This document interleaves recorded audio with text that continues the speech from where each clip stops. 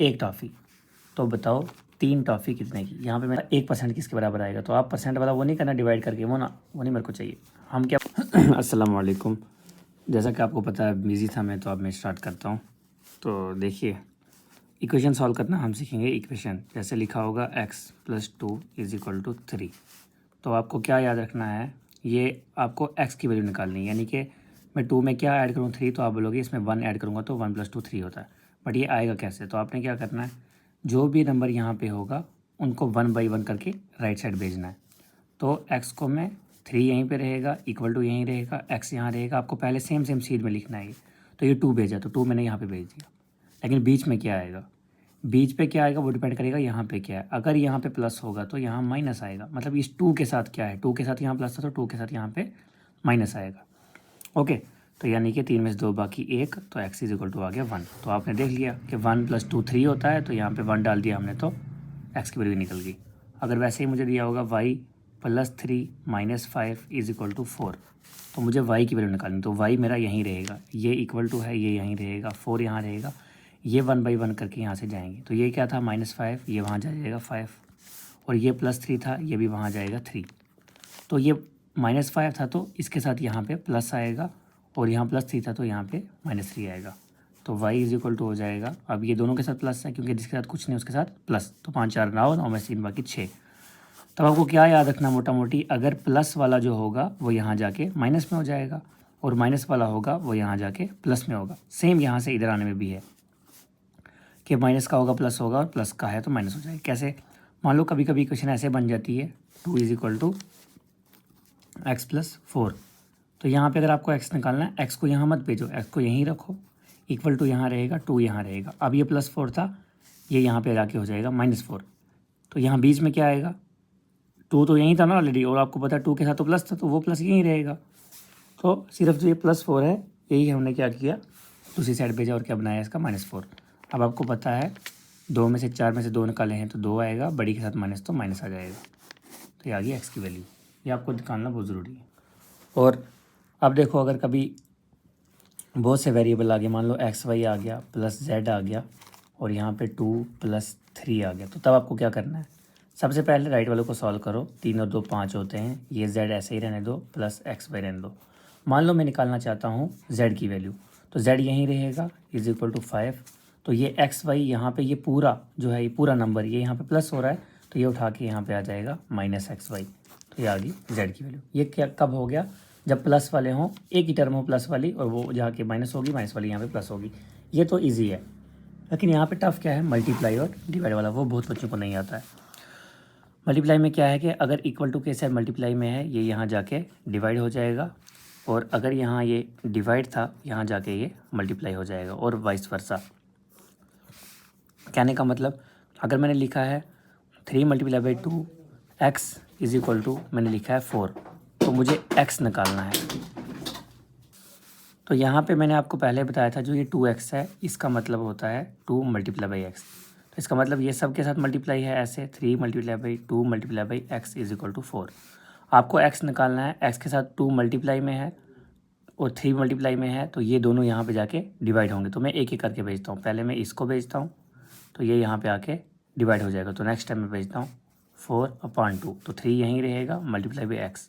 अब फिर से यहाँ पे 3 था, ये मल्टीप्लाई था, यहाँ जाके क्या हो जाएगा, डिवाइड।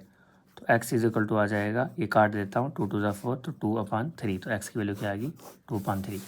तो ये आपको याद रखना है। मान लो अगर मुझे दिया है x/4, ये तो बहुत बार आता है, = 8 है, तो x की वैल्यू निकालनी है।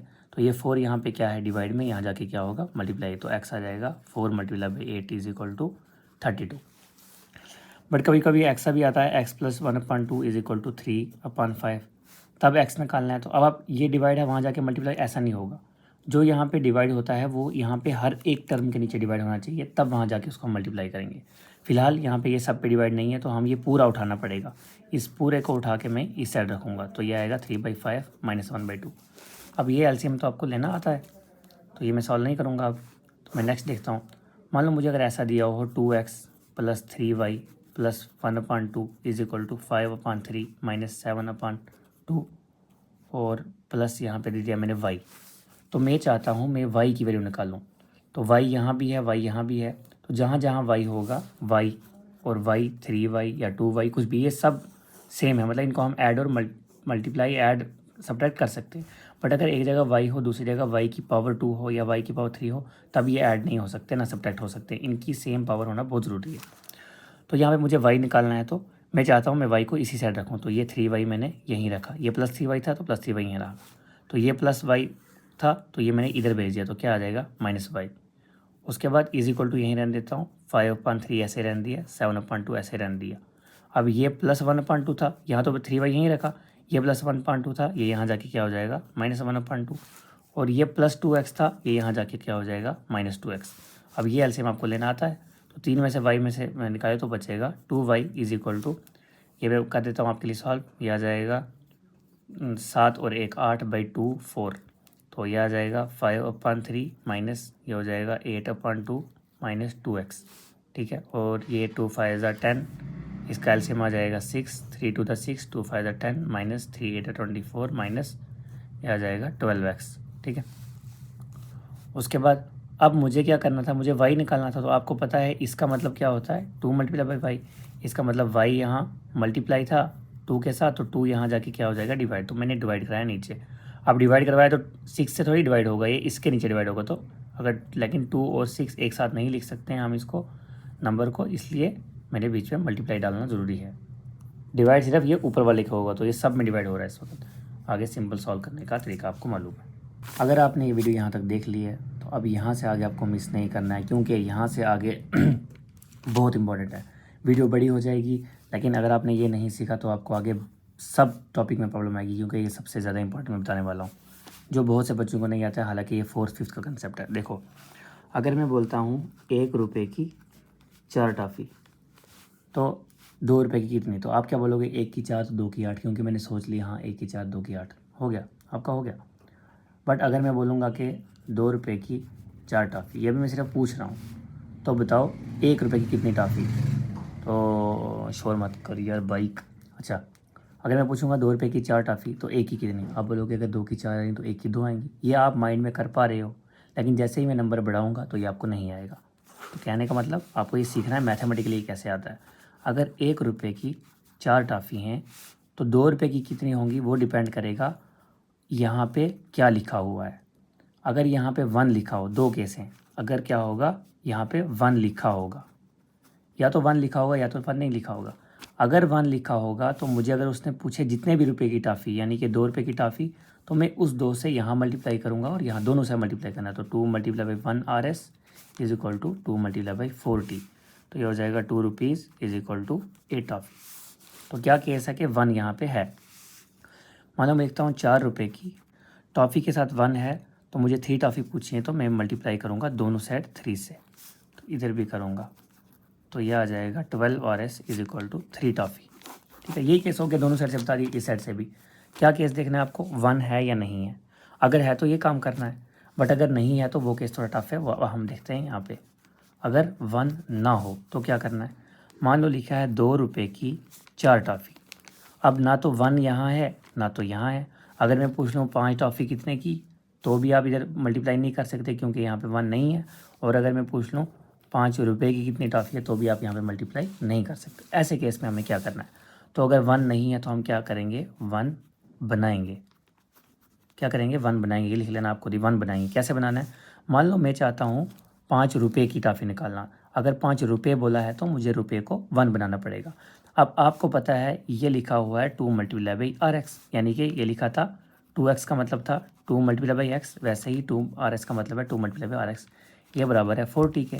अब आपको पता है, अभी बताया मैंने पहले कि अगर 2 मल्टीप्लाई हो रहा है ये यहाँ जाके डिवाइड होगा, तो 40/2 आएगा, तो 2 1 2 2 2 4, तो RS इज इक्वल टू आ गया 2 टॉफ़ी। अभी कितने RS आपको दिख रहे हैं, 1 RS है, तो इसलिए मैंने 1 लिखा नहीं, तो लिख लो 1, क्योंकि यहाँ भी क्या होगा 2 1 2, तो तभी तो 2 RS बनेगा। तो 1 की वैल्यू हम मुझे पता चल गई, तो मैंने क्या किया, पहले 1 निकाला। अब 1 मुझे पता लग गया है, 1 की 2 टॉफ़ी हैं, तो 5 की कितनी होंगी, तो 5 से दोनों साइड मैंने मल्टीप्लाई कर दिया, is equal to 5 multiply by 2 toffee, यानी कि 10 रुपये की आएंगी 10 टॉफ़ी। सॉरी, ये 5 रुपये की आएंगी 10 टॉफ़ी, ठीक है। तो क्या करना है आपको, 1 बनाना है, बार बार याद रखो 1 बनाना है। क्या करना है, 1 बनाना, 1 नहीं तो 1 बनाना है। मान लो मैं बोलता हूँ 10 पेंसिल हैं 50 रुपये की, तो मैं अब 2 क्वेश्चन देता हूँ आपको। या तो बताओ 60 रुपये की कितनी पेंसिल होंगी, और बताओ आप 60 पेंसिल कितने की हो। दोनों अलग अलग बातें हैं, रुपये की कितनी पेंसिल है और 60 पेंसिल कितने रुपए की हैं। 60 रुपये की पेंसिल। अब मैंने जब इसको देखा तो यहाँ पे रुपीज़, तो मैं रुपीज़ के पास दौड़ता गया, तो रुपीज़ के पास पूछा 1 है, तो इधर नहीं था, तो मुझे बोला इसका 1 बनाना है। मैं बोला ठीक है, तो इसको मैं लिख सकता हूँ 50 1 ज़ा 50, 1 rupees is equal to 10 pencil. इसको पी लिख दिया मैंने। तो ये 1 की वैल्यू मुझे निकालनी है, तो 1 यहीं रहेगा, ये मल्टीप्लाई था, यहाँ जाके डिवाइड होगा, 10/50 आ गया। तो यानी कि 1 जो रुपीज़ है ये आएगा 1/5 के बराबर। ये ज़ीरो कैंसिल, और यहाँ पे पेंसिल, ये आ गया 1 रुपीज़ की वैल्यू। मुझे कितने की पूछी थी, 60 रुपीज़ की। 1 पता लग गया, तो 1 पता लग गया तो 60 से मैंने मल्टीप्लाई कर दिया। तो यहाँ पे किया 60 से मल्टीप्लाई, और इधर भी किया 60 से मल्टीप्लाई पैसे। तो 5 12 60 होता है, और ये हो जाएगा 60 रुपीज़ की कितनी आएंगी, पेन कितने आएंगे, 6 पेन। ठीक है। अच्छा ये था ना 60, हाँ 5 12 60, तो ये आएगा 12। अब मैंने क्या पूछा आगे, 60 पेन भी पूछा था। तो अब वापस से मैं इसी क्वेश्चन में जाऊंगा कि मैंने लिखा 10 पेंसिल थी 50 रुपये के बराबर। मुझे पूछ लिया अब 60 पेंसिल। अब अगर पेंसिल पूछी हैं तो पेंसिल यहाँ पे तो 1 नहीं है, तो मुझे 1 बनाना है। 1 बनाने के लिए यहाँ पे लिखूंगा मैं 10 multiply by 1p is equal to 50 rupees, और 1p हो जाएगा, यहाँ पे मल्टीप्लाई 10 हो रहा है, ये यहाँ जाके डिवाइड होगा, और यहाँ पे आ जाएगा 1 pencil is equal to 5 rupees. पहले मुझे 1 बनाना है, 1 बना लिया मैंने। अब पूछा क्या है मुझे 60, तो मैं 60 से मल्टीप्लाई कर दूंगा दोनों को। आपको पता है ब्रैकेट का मतलब मल्टीप्लाई होता है। 60 1 ज़ा 60 पैसे, 60 पेंसिल, और 60 को 5 से किया तो 120 रुपीज़, ऐसे। ठीक है। तो 60 पेंसिल आएंगी 120 रुपीज़ की। ये क्यों इंपॉर्टेंट है मुझे ये आपको समझना है, क्योंकि इसके बिना आप profit loss, percentage, simple interest, compound interest, वो क्वेश्चन सॉल्व ही नहीं कर पाओगे। ये आपको आना बहुत ज़रूरी है। अब आपको देखते ही समझ आना चाहिए क्या। अगर मैंने लिखा है 10p इज इक्वल टू, मैंने लिखा है 50s, मैं बोलूँगा 1p की वैल्यू कितनी है, तो आपने p लिखना है इधर, तो 50/10 करना है एकदम से, ऐसे डिवाइड, p निकालना ही ऐसे बोलूँगा, p बोलूँगा तो डिवाइड कर दिया।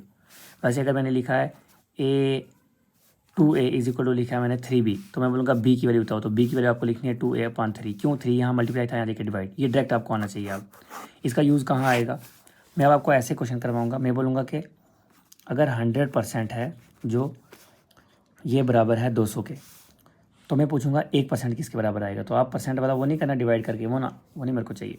हम क्या बोलेंगे, अगर ये परसेंट पूछा है मुझे 1%, तो 1% क्या होगा, वो आएगा 200। ये 100 था, यहाँ जाके डिवाइड हो जाएगा, यानी कि 1% आएगा 2 के बराबर। ये 2 क्या है, कुछ भी हो सकता है। मान लो अगर मैं बोलता हूँ 110% है, ये 1320 के बराबर है, तो बताओ 100% कितने का होगा। अब 100 निकालना है, यहाँ पे 1 तो नहीं है, पहले मैं इसका 1 बनाऊँगा, 1% निकालूंगा, तो वो आएगा 1320/110। जब ये आ गया 1% की वैल्यू ये आ गई है, तो ये काट भी देता हूँ, 11 1 ज़ा 11, 11 2 22, तो 1% की वैल्यू कितनी आ गई, 12। अगर 1% की वैल्यू 12 है, तो मुझे 100 की पूछे, तो क्या करूँगा, 100 से दोनों साइड मल्टीप्लाई करूँगा, तो ये आ जाएगा 100% की वैल्यू कितनी आ जाएगी, 1200 आ गई, 1200। ये आपको सीखना है, बार बार बोल रहा हूँ। अब आपने क्या करना है, इस वीडियो को रिपीट पे देखना है, क्योंकि आपको मैं अब एग्जांपल दूंगा, आपको यहाँ पे परसेंटेज की वैल्यू निकालनी पड़ेगी, तभी हम आगे बढ़ सकते हैं। मान लो मैंने दिया 120% की वैल्यू है 2400, मुझे आपने बताना है 100% की वैल्यू कितनी आएगी। मुझे आप बताओ 50% की वैल्यू कितनी आएगी, मुझे बताओ 60% की वैल्यू कितनी आएगी। और अगर 100% की वैल्यू मेरे को दी है 4000, तो मुझे बताओ 120% की वैल्यू कितनी आएगी, मुझे बताओ 140% की वैल्यू कितनी आएगी, मुझे बताओ 30% की वैल्यू कितनी आएगी।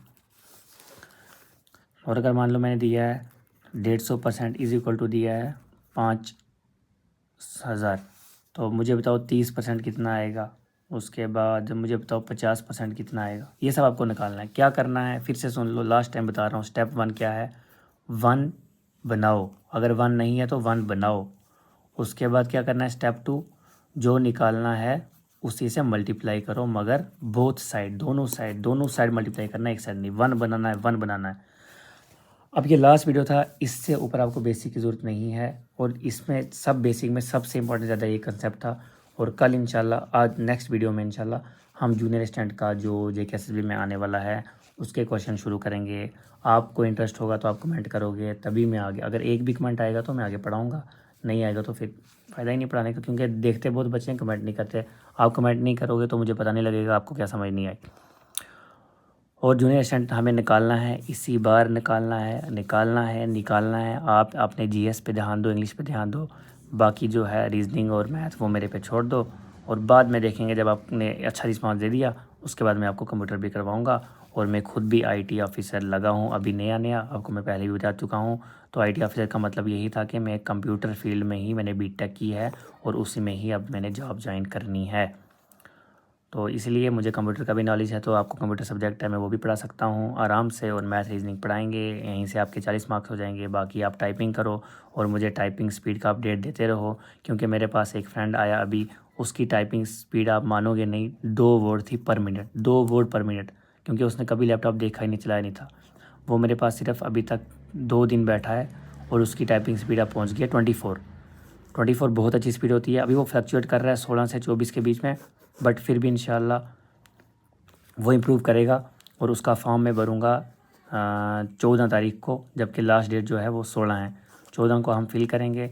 अब वो चाहता है कि मैं देखना चाहता हूँ उसकी स्पीड इम्प्रूव होती है नहीं। अगर उसकी स्पीड इम्प्रूव होगी तो वो फॉर्म भरेगा, नहीं होगी तो नहीं भरेगा। उससे उसको भी आइडिया हो जाएगा कि उसको भरना चाहिए कि नहीं चाहिए।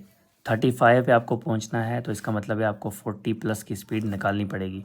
और जितना करोगे उतनी बार आएगा। वो कैसे है वो आप बता देना अगर आपको इंटरेस्ट होगा। तो खुदा हाफिज़। वीडियो बहुत इंपॉर्टेंट वीडियो है, बहुत वीडियो इंपॉर्टेंट है ये वाली। Bye bye. चैनल को सब्सक्राइब, लाइक ज़रूर करें, शेयर भी करें।